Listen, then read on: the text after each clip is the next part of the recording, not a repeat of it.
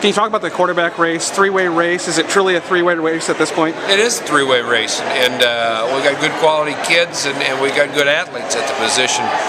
Joel Lanning surfaces as the new contender as he comes off his redshirt season, and Grant Rhoads and Sam Richardson both have proven starts. So yeah, we'll go into August and have fun with the competition.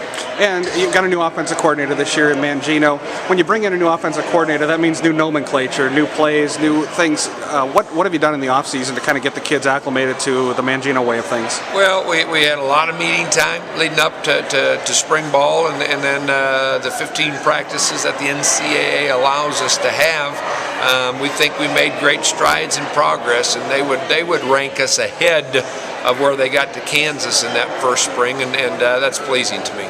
And then Tom Farniok, before the start of last year, you said that he knew the offensive playbook better than anybody. Now you got a new OC. Is he somebody that can step up in that leadership role and learn it and teach others? Well, I don't know if he even has to step up into it. He's already in it. He's been riding that saddle for a couple of years, and Tom's a very intelligent football player and one who also has a great work ethic.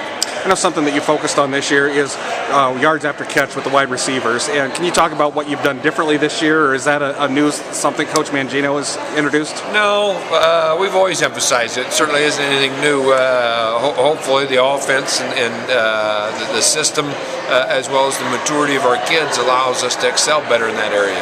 I kind of liken it to the Yankees losing a closer, Mariano Rivera, when you lose Kirby Vanderkamp. You don't realize what a true specialist you have till he's gone. What's it going to be like trying to replace him? Well, it will be challenging for another freshman to come in and do it just like Kirby did 4 years ago. Arguably, Kirby's freshman year was one of his better years that he was on campus. So Colin Downing is a guy we're counting on out of Wisconsin. We'll see what he can come in and bring. And then you've got at the nose guard, Devlin Cousin. Can you talk about his progress there? Not a lot of teams use a nose guard anymore. You seem to like it, and so it's one of those things that... Well, Devlin is on course as a third-year player this fall. Steady development. That's what our program is built around, and I think he'll be more productive than he was a year ago, but still has a high ceiling left where he can get to. After the Texas game last year, that's kind of when things started going bad, and you had to keep the team together, keep their morale and spirits high. Is that something that you can feel, that type of an ending to the season coming, or is it? How did the team deal with that off well, they dealt with it extremely well. That's why we won our last 2 football games, and very proud of those accomplishments and how the kids stayed focused and kept working.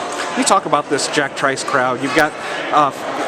They've announced stadium expansions and things like that. It seems like you're sold out every game. Crowd's there till the end of the game. What's the Jack Trice crowd mean to the team? Well, it means a great deal, and I think our players mean a great deal to the crowd. That's why it's such a happy relationship. They realize the passion that our kids play with. They realize the energy that our kids play with, and we feed off the energy that our fans bring. Can you talk a little bit about your pass rush? You had quite a few touch sacks anyway in the spring game, but it's something I know that you want to improve on last year. I think there were less than 20 sacks in the season last year. Yeah, touch sacks are a lot different than the real thing. And this league doesn't necessarily produce a lot of high sacking teams, high sacking players, because the ball's out so quick. So it's a matter of disruption on a quarterback and pressure on a quarterback that you're looking for, as well as sacks. And we're always trying to find ways to generate more. It certainly starts with players. All right, thanks, Coach.